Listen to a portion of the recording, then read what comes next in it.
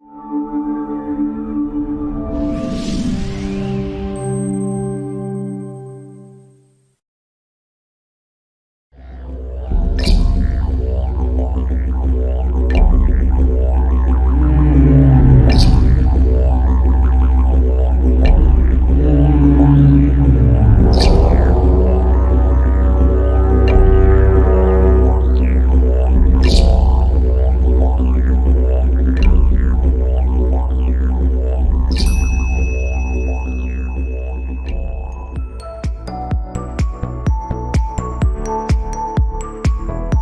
the title of my artist talk is called 4 Decades of Photographs, in this glass cabinet all the way down here. But this is Carla's installation here, and they look like old clocks actually. And she's written things on the back, ceaseless and limitless, unbounded, everlasting, and non-stop, continual, unending, relentless, and it all has to do with time. Which probably, I don't want to interpret it, but it has to do with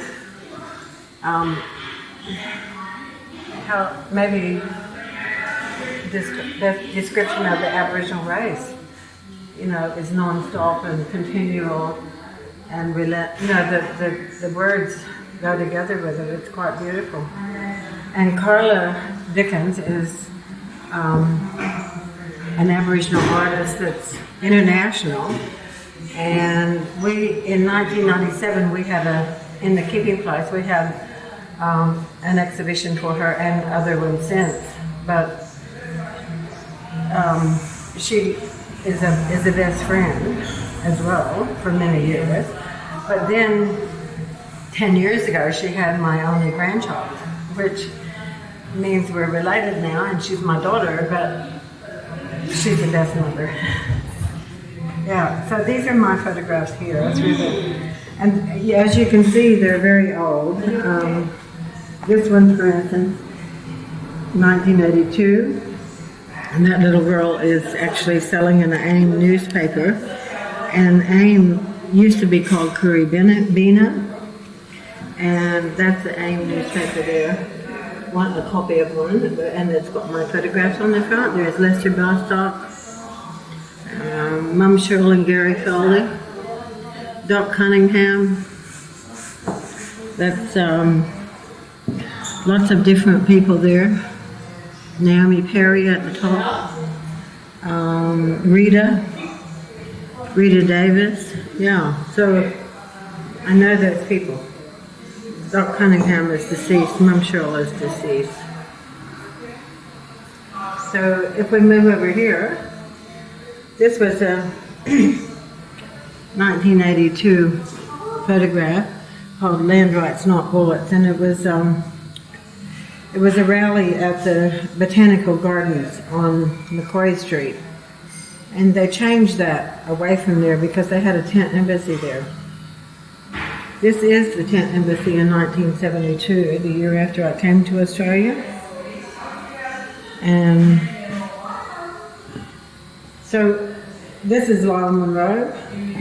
That's a 1983 photograph. That's at a land rights rally at Town Hall. He was speaking. And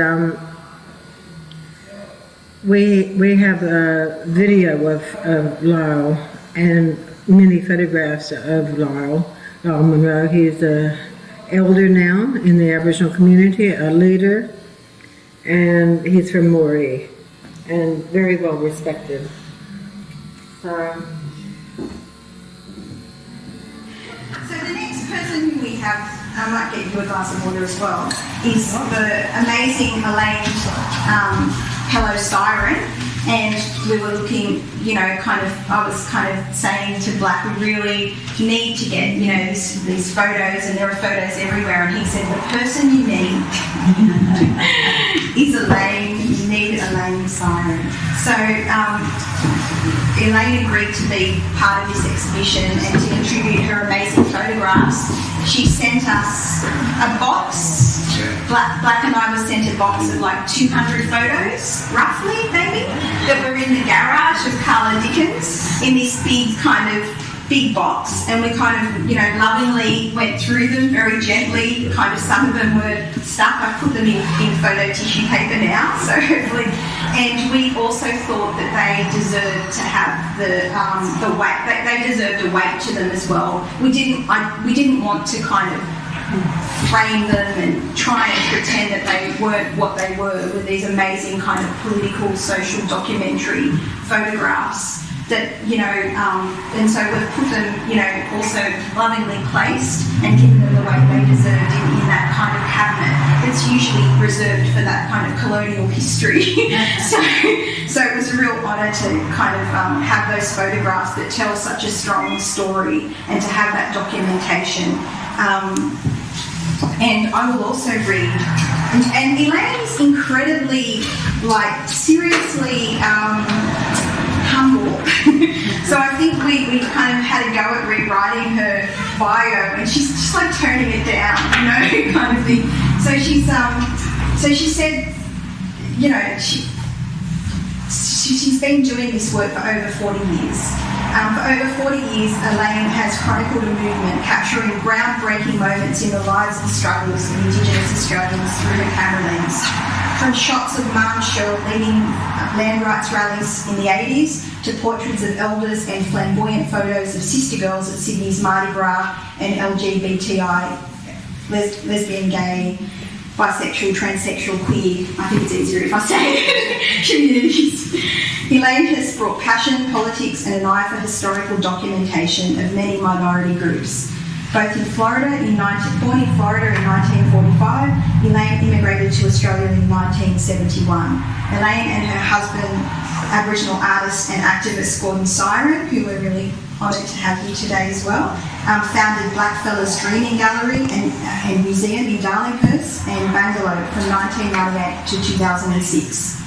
Elaine's career has taken her from Redfern to Wilcannia, Wave Hill and Torres Strait, collaborating with Joe Croft, Mum Shell, Burnham, Dr. Roberta Sykes, Isabel Coe, Nasda and Bangara, among others. She's exhibited her works in solo exhibitions since 1982, including at the Australian Museum, Cooley Aboriginal Art Gallery and Joseph Lebovich Gallery, Paddington, New South Wales Parliament House and Blackfellas Dreaming Art Gallery in Darlinghurst. Despite her huge achievements in arts and culture, Elaine says her proudest accomplishment, besides raising her 4 children, was winning the state of Florida 100-mile endurance ride at the age of 16.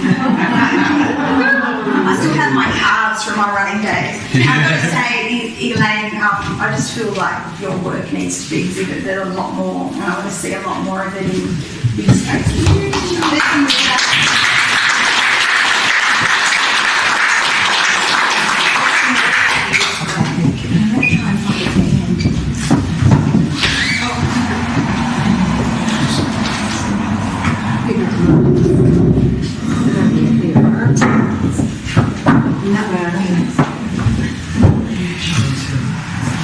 I'd like to pay my respects to the elders in this room, and present and past, and in particular to anyone that is from this area that might be an elder as well.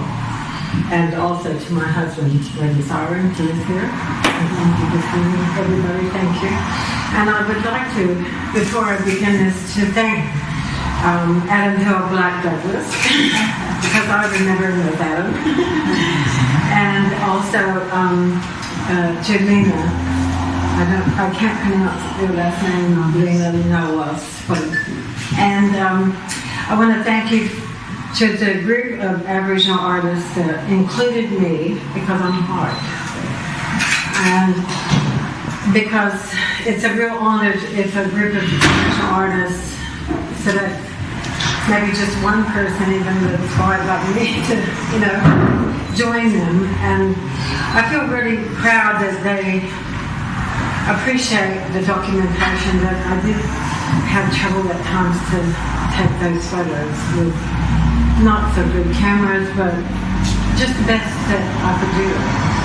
So I want to start out saying that I grew up in a tiny little town in Florida called Manatee, and the Manatee means dugong here, Manatee River. We had Jacques Cousteau come down our river and make a special about the dugongs in our river, but they really are manatees because that's a Native American name for the dugongs.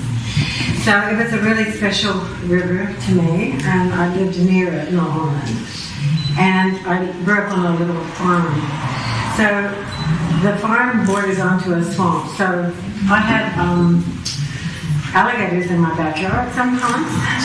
And I'm 70 years old this past year. And so I've been gone from America a long time. And I think one of the reasons why I stayed here even was that I got caught up in the movement of the Aboriginal protest movement. And Aboriginal people here did not have rights, what we had at home even. Now, you have to understand in America that we have the multicultural mix that you have here, but we had slavery so in everybody's minds. It had my grandfather, but also the Indian wars, the Native American wars. So when I grew up, I was graduated from high school in 1963, which is long before these curators were born. I think is that I grew up on Martin Luther King's, but even people before them, and the Black Panther movement, and even Nelson Mandela in South Africa, and it was like, wow, this is a social change, a movement that's happening. When I came to Australia, I came here as a high school teacher, and I was an English high school teacher, and they said, oh, you have to teach history too, but I had never taught history before or even studied it much, and I certainly had never studied art or photography. And I think that my dad was a photographer in the First World War, the end of it, and then also he was in the Second World War. And I did develop photographs in his attic, in our attic, with him, because he was very excited that we could do black and white and actually see them straight away, because he had glass plates when he first started out in 1917 and 1918 at the end of the First World War.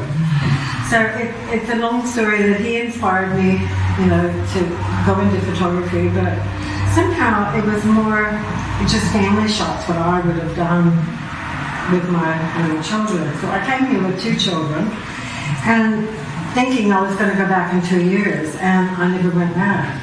I just stayed. But part of that reason really was that I got caught up in a movement that was creating social change. I saw Aboriginal people determined, achieving, sitting behind typewriters and doing things when the newspapers only showed alcoholics, Aboriginal people on welfare, the missions, that sort of thing. So it made me angry. And it made me angry that history was left out totally in a lot of ways. And when some of my students in high school invited me to a protest in front of Parliament House, and this was in the 70s, I didn't even take my camera. I thought there'd be so many TV cameras there. And photographers, I didn't see a single person taking photographs. And I was so shocked. I walked away while it was going on, went home on the bus because I didn't have a card. I didn't really know how to take cabs off because I only took the bus everywhere. And grabbed my little camera, which wasn't, crash hard at all. And when I came back, everybody was walking away. So it was too late. And I found out where the Aboriginal Legal Service was. And I found out where the medical service was in Redfern, and I really just started hanging around and saying, all right, what do you guys do? Can I come? And Isabel Coe and Jenny Monroe had started the Aboriginal Children's Service. And it was this huge room of a factory that somebody gave them to use. And had all mattresses in it, and it was dirty. It was the most disgusting. So in 1982, that's where I had my first exhibition. So each piece that you see out there that is on cardboard like this, and it's just a little piece of cardboard, it was in that exhibition. Because I tried to keep that together, and if the photograph fell off, and I had some large ones as well, and I tried to keep all of those photographs as part of that first exhibition that I had. So you know that every photograph was taken before 1982, if it's on that little cardboard. So it's a sort of documentary thing. I just wanted to, I'm overweight now, but I just wanted to show you, this is when the skirts are like hanging with it.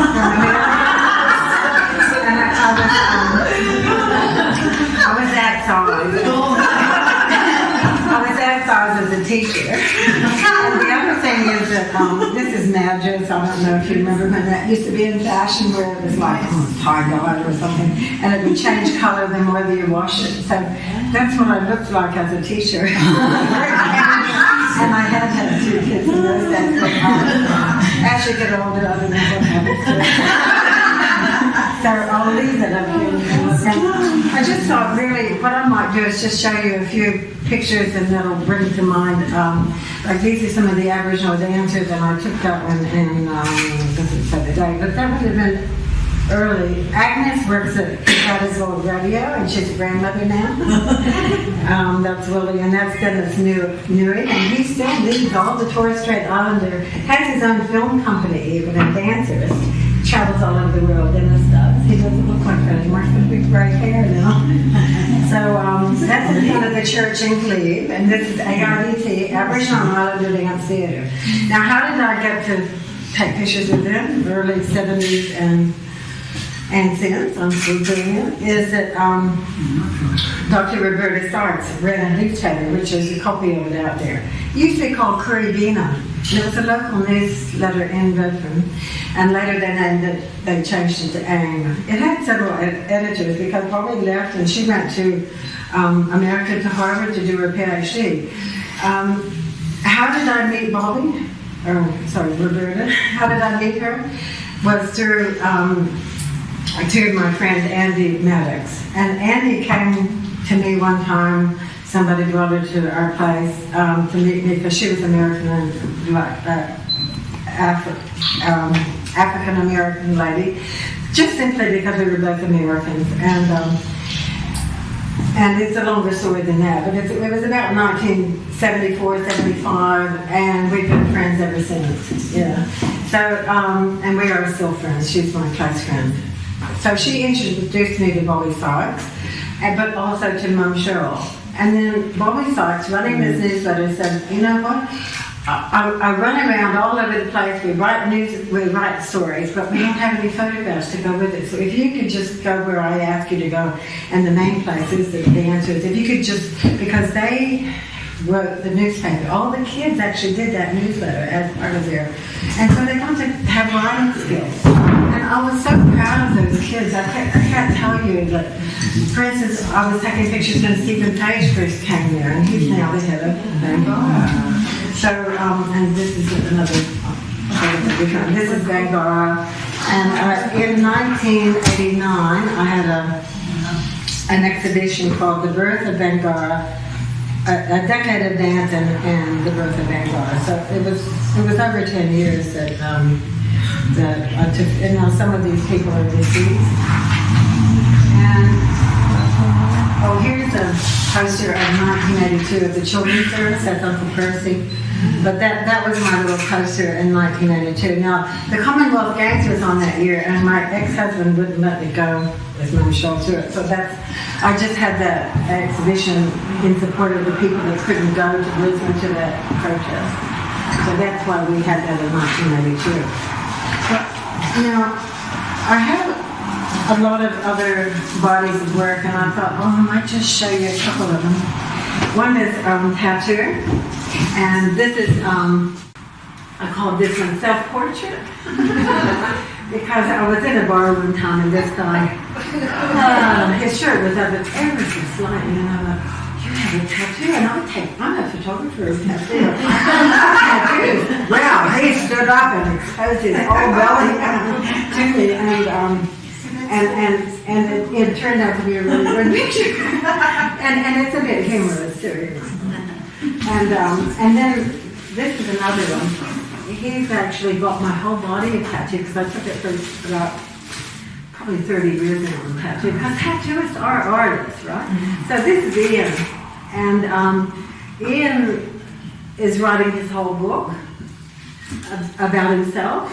He has face tattoos and body tattoos, and he's a very educated person, and there's a reason why he has a face tattoo, and he's going to tell you in his book. I've been taking pictures of him since 1993, and when we had a storage problem, he drove to Sydney 3 times in his huge 4-wheel drive, and took all of my tattoo boxes and framed pictures in his garage, and he owns his own house down there.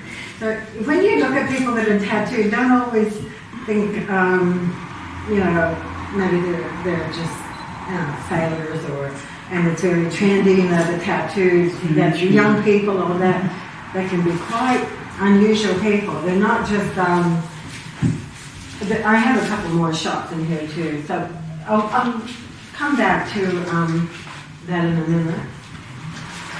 This is a picture of my husband, Gordon Salmon, back here, and he's with Michael Kirby. Honorable Michael Kirby, former judge of the High Court, and our keeping place took up a lot of my time. It's one reason why I don't ever have exhibitions, because we were just trying to save all this art from different people. For instance, Douglas Blak has quite a few pictures in it, and we used to have the crates out the front of our resident shed, and I'd like to welcome Gabe Smith and those women from the Women's Net, what do you call it, the Women's Reconciliation Network from Redfern area, and also over in Bondi Junction. You live at Bondi Junction. You came a long way today. Thank you for coming, all of you. And so our keeping place has now been saved, and our museum is going to reopen. And we're not allowed to make a public announcement again about it, but it'll come soon, and I'm excited about that. And also, just to show you one more picture, this was Gordon's entry into the Parliament House Prize before Rio Tinto came into the picture. And Gordon did win, he won the special prize. Part of it was in 2 parts.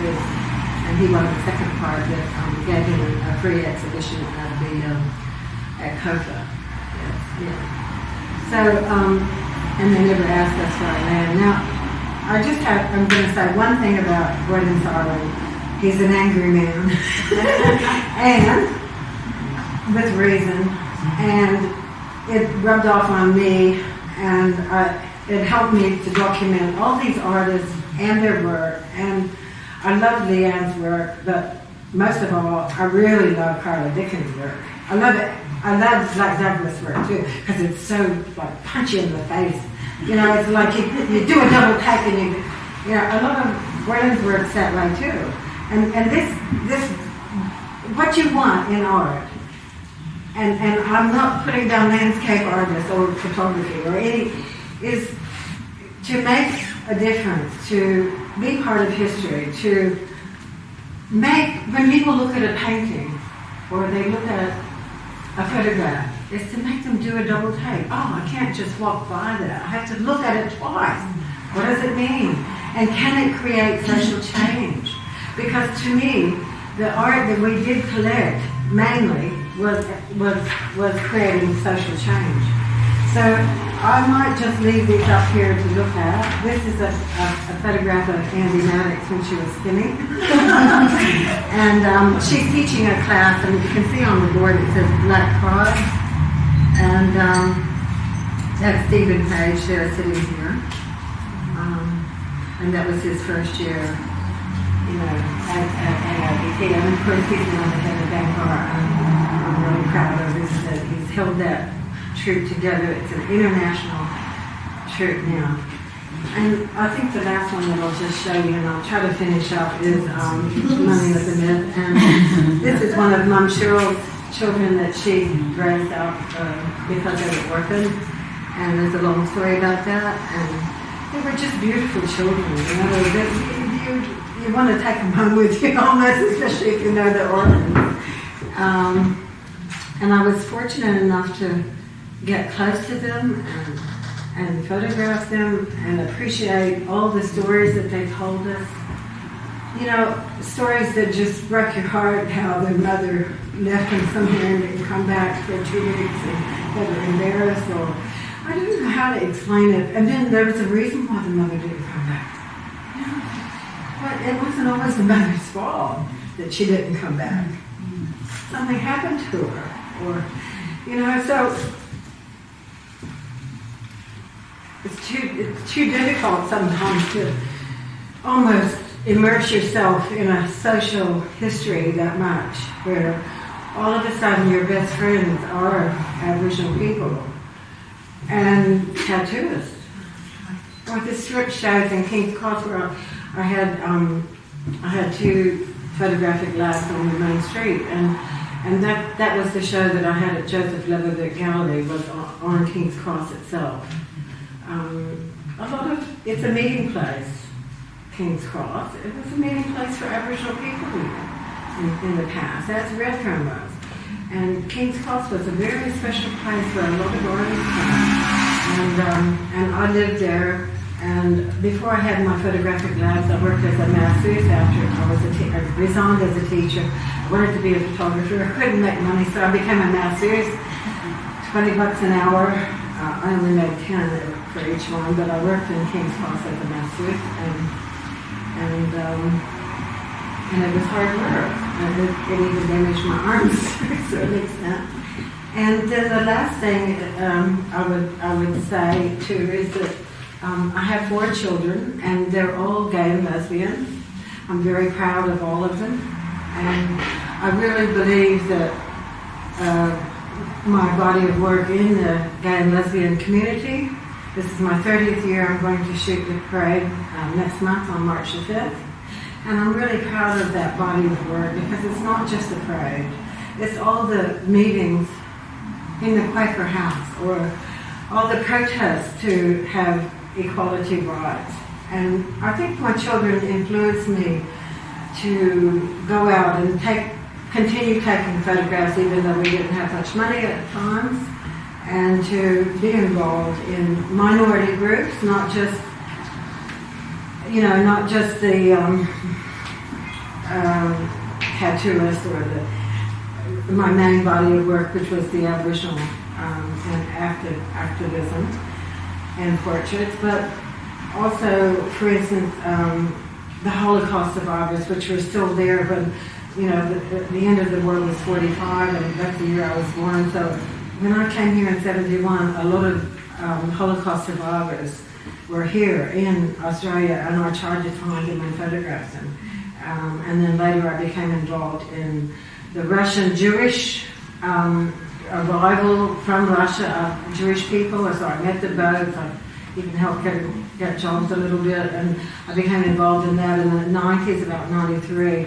And I think that one reason why I was able to go and do that tattoo work, or the gay and lesbian, or the Holocaust survivors, was that I felt that when Tracy Moffat, Michael Riley, I'm trying to remember, more photographers came in, I thought, well, they're going to go to all these exhibitions. They're going to go and do what I have been, as a community photography. They were going to continue that, but they didn't. They had an agenda which was better. They made films with people speaking. So looking back, I admire the filmmakers, and I wish that I had used film to record the stories of all those people that are in that cabinet in there. I wish I had their stories. I really wish. And at times I did carry around a little cassette, and I've got a lot of little cassettes that need to be transferred onto DVD. So I do have an oral history as well that I haven't worked on ever. And I want to do that material because of the moisture and the heat and our storage problems that we've had. So I'll leave these up here for you to look at if you'd like to. This is another poster made in 1984, but I think I took that shot in the 1980s. We all walk on Aboriginal land, and I'd like to end with that we all walk on Aboriginal land. And our politicians and our government should never ever forget it, and they should put it in the front of the history books. We all walk on Aboriginal land. Thank you very much.